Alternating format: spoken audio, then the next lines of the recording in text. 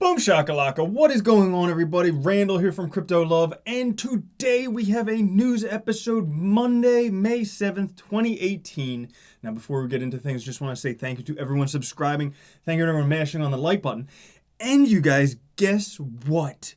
Due to popular demand, you guys all want these sweet Crypto Love t-shirts. I am going to be giving away one of these t-shirts every single day at the end of the news episode. So in order to win it, all you need to do is comment down in the news episode or any other episodes during the day. And I'm going to have a drawing every day starting tomorrow. So make sure you comment on the video. Now, taking a look at things, market cap $433 billion, down from 450 some billion. Bitcoin dominance hovering right below 37%. Today we're seeing a little bit of a red day. Bitcoin down 2.26% to 93.44. Now Bitcoin was up above 10,000 for a brief moment and then it dropped. Now going back to 9,000. Where is it going? Oh, the world may never know. I still think it's going to the moon over the long term. Obviously. Now, Ethereum at $731. Was it 800? Okay. Ripple 82 cents. Was it $2.50 back when CNBC was telling people to buy it? Crazy. Bcash, $16.25. Bcash has been surging recently. If you take a look, you click this view all button, taking a look at stuff over the past week, it's up 16.4% for the week when everything else is pretty much the same. So Bcash is surging. We'll go into why in a moment. Some other coins, Bitcoin is up. Definitely. Zilliqa is up. People are enthusiastic about Zilliqa. 0x up 30%. Gollum up 32%. Yeah, so a lot of stuff surging recently. We'll go into why some of these things are what they are. But if we take a look at the Bitcoin versus dollar on Bitfinex, these are the one-day candles, and you can see over the weekend here. Let's zoom in even more. There we go. Over the weekend.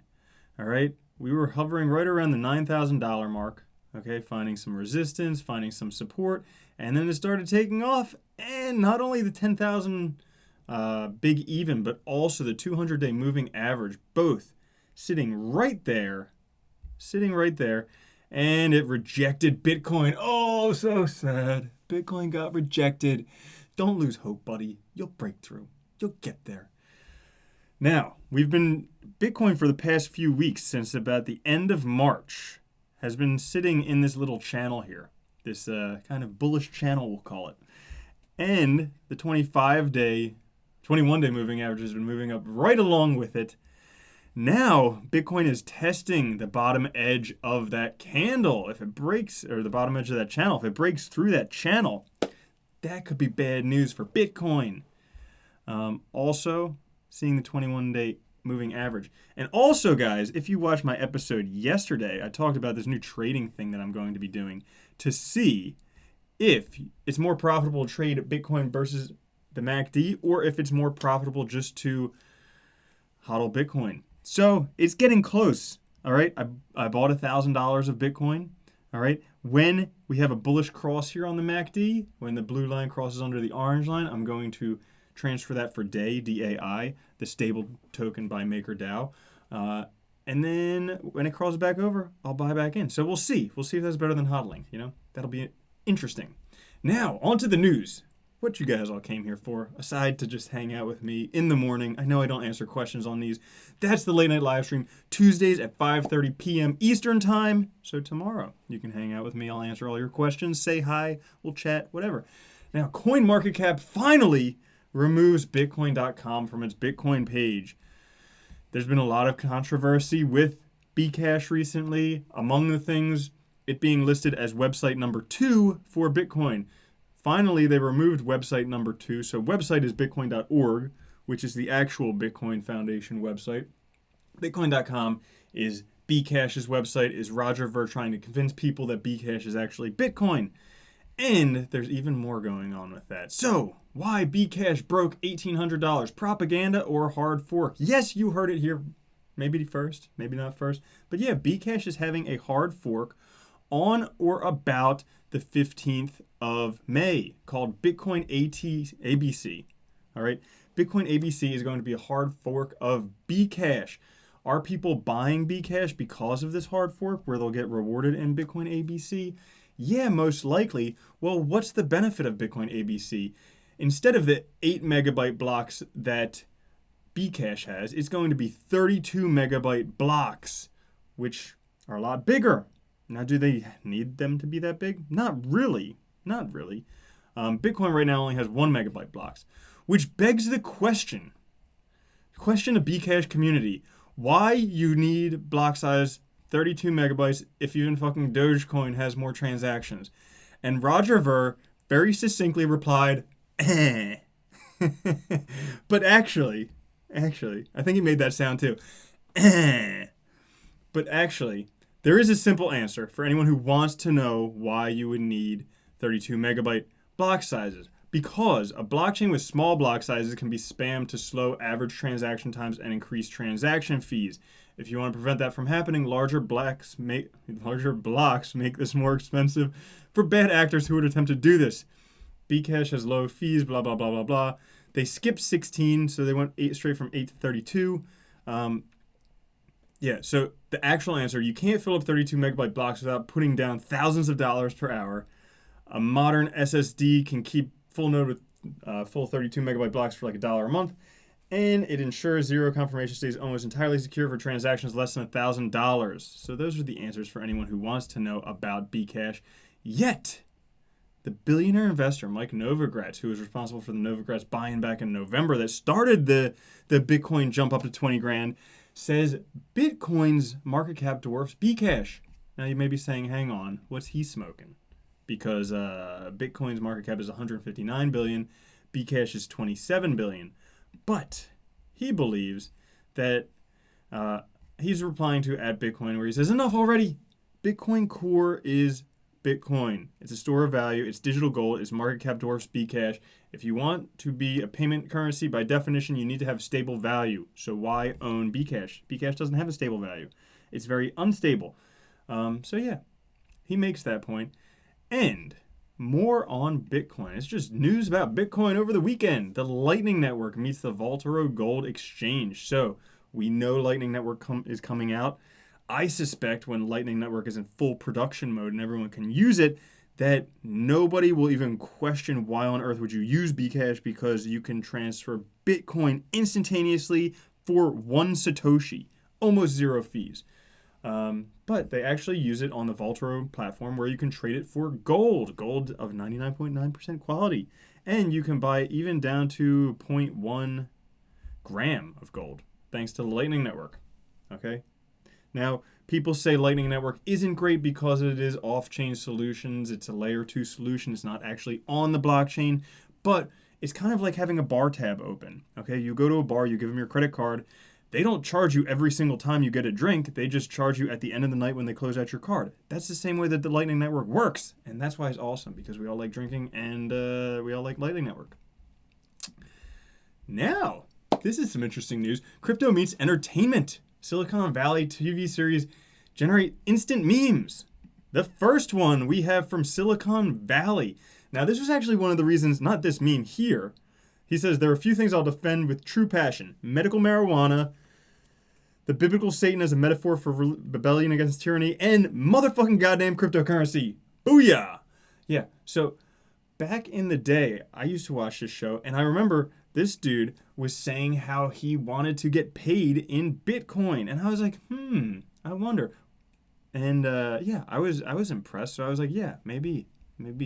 But they're at it again. And obviously, Silicon Valley, cryptocurrency is huge out there. Forward thinkers. Technology. Also, on the show Billions, a Ledger Nano S was featured. Go figure. He says $1 million straight in crypto in cold storage. Boom! Right there. Booyah. On to further news. Elon Musk mocks Warren Buffett. So Warren Buffett just had his 2018 annual Berkshire Hathaway meeting. All right. And he was saying stay away from C's candies. He's talking to Elon Musk. They had this like back and forth thing where they're talking about moats and building moats. And Elon Musk says you just need to go forward in technology. Warren Buffett says you need to defend your area with moats.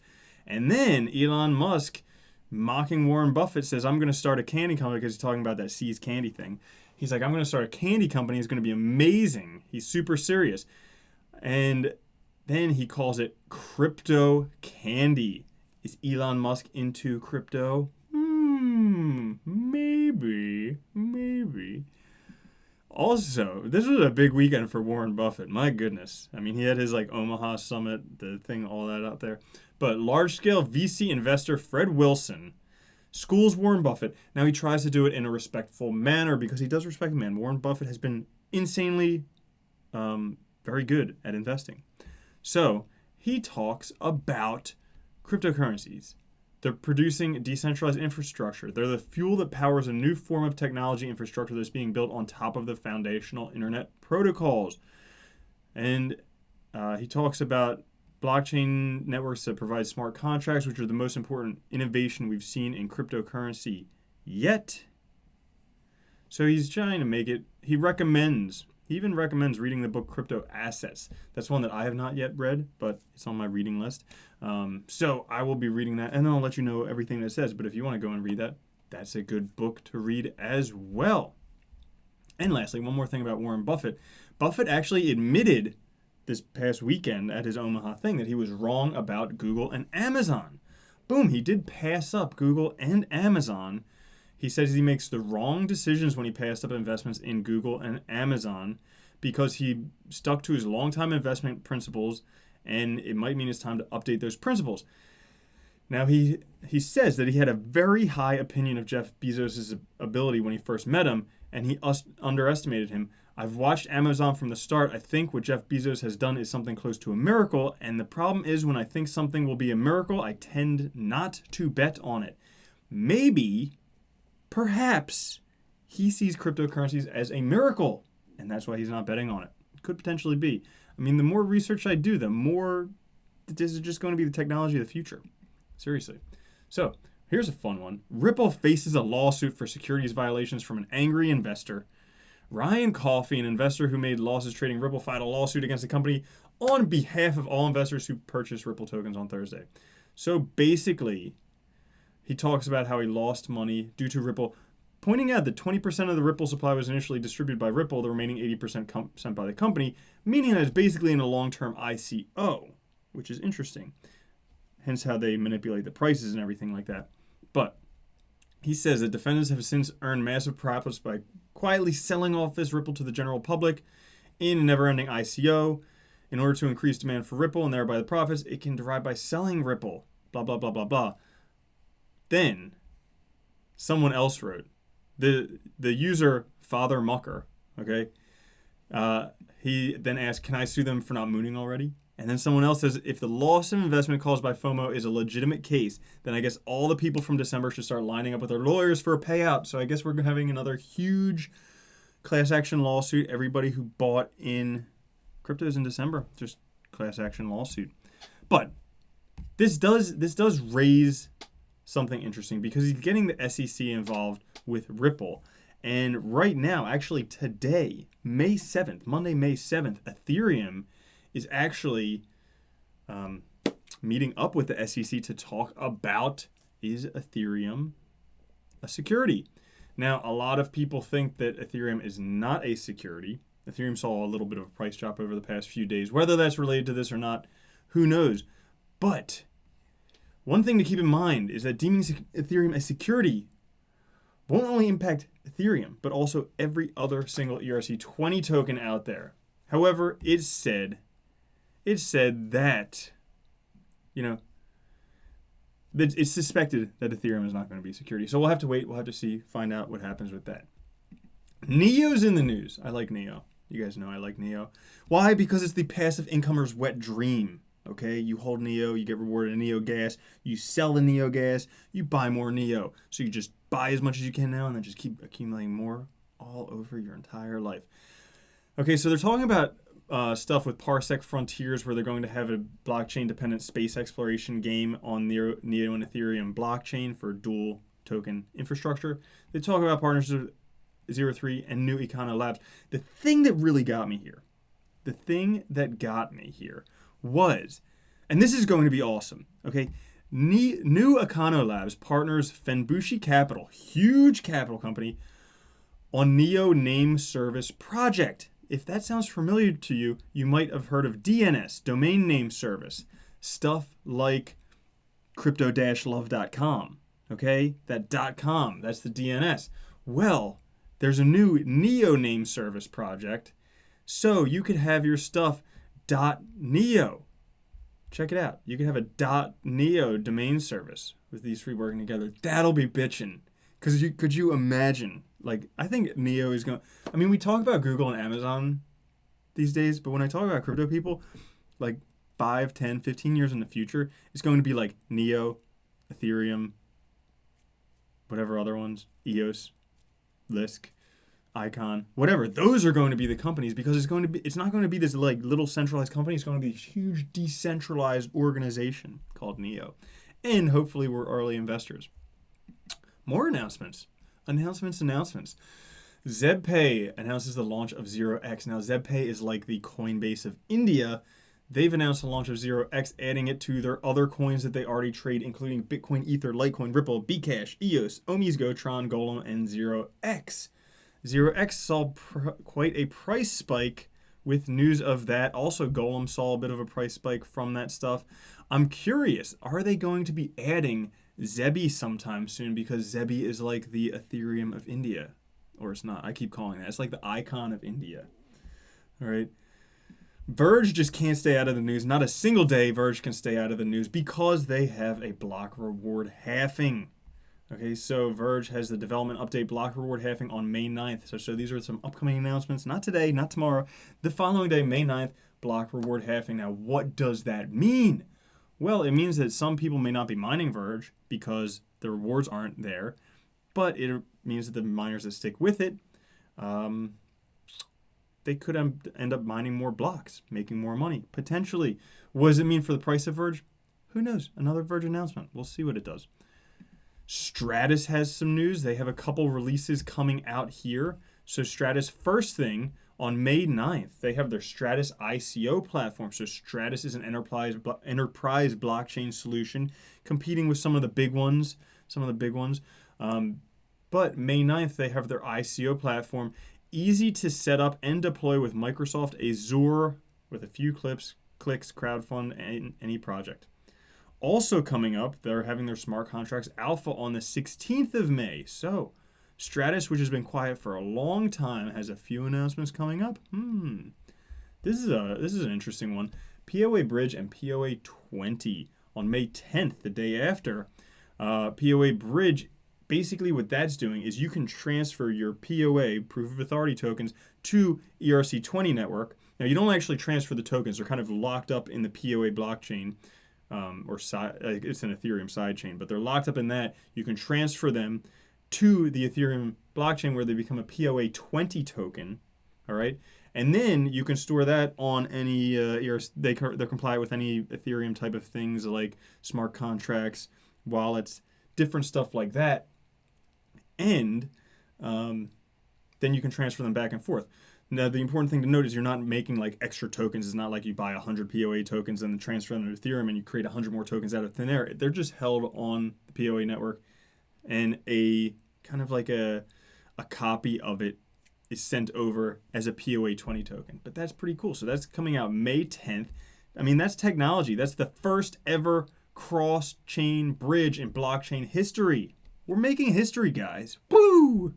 It's fun. I like stuff like this. I like days when we're making history instead of days when it's like, everything's down and it sucks. Man.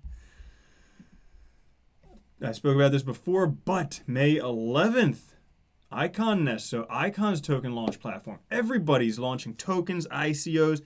Guys, it is going to be ICO Fever one of these days. I remember an interview I saw a long time ago with Max Kordek. He was at some India blockchain conference. He was saying we're having like 10 ICOs a day. Before long, it's going to be hundreds, thousands, whatever it is. Well, yeah, crazy. Okay, and then we get into adoption. This is one of my other favorite. I like all of the parts of this. I like the beginning, the middle, the end. Check this out. You can buy train tickets in Switzerland with a Bitcoin. Okay, adoption in Switzerland. How about this? In Ukraine, everyone in this village, not the goats, just the people, but everyone in this village now owns cryptocurrency. This is in a small village of Elizavetovka of the Petrokivsky district in the Dnipropetrovsk region. I'm sure I nailed all those pronunciations. But all of them now own cryptocurrency. You're saying, why? How did that happen? Well, this dude here, Golosny, invested 1,300 hryvnias, $494 into Cardano before it mooned. All right, he ended up tripling his money, and then he repaid himself, and he handed out the rest to people in his community. Now he is pleading the government. He's appealing to the cabinet ministers of Ukraine to invest the future budget money. He expects to show the whole country how a small investment can earn on its own and not draw money from the state treasury. Now that is all, proposing that cryptocurrency keep going up, which they probably will. But yeah, pretty interesting. It's the first ever village where everyone owns cryptocurrency. Another first. Okay. Last news for the day. Almost 3,000 Bitcoin ATMs are installed worldwide. Most of them in the US, but also other places in the world. This is great for adoption. If you can spend your Bitcoin anywhere, more people will use it. So that is it for the news for today. Let's see. If you guys haven't, make sure you subscribe. Make sure you like or don't like the video. Also, guys, like I said, if you want to win one of these, make sure you comment on the videos. Or if you don't want to wait, if you don't want to try and compete, you can just go to the store, cryptolove.com, crypto-love.com/shop. It's like right next to me here, or maybe there. I'm not sure which side, but thank you for watching. I'll have another video at 5 p.m. today. And then I will catch you in the news tomorrow. All right? Have a good one. Peace!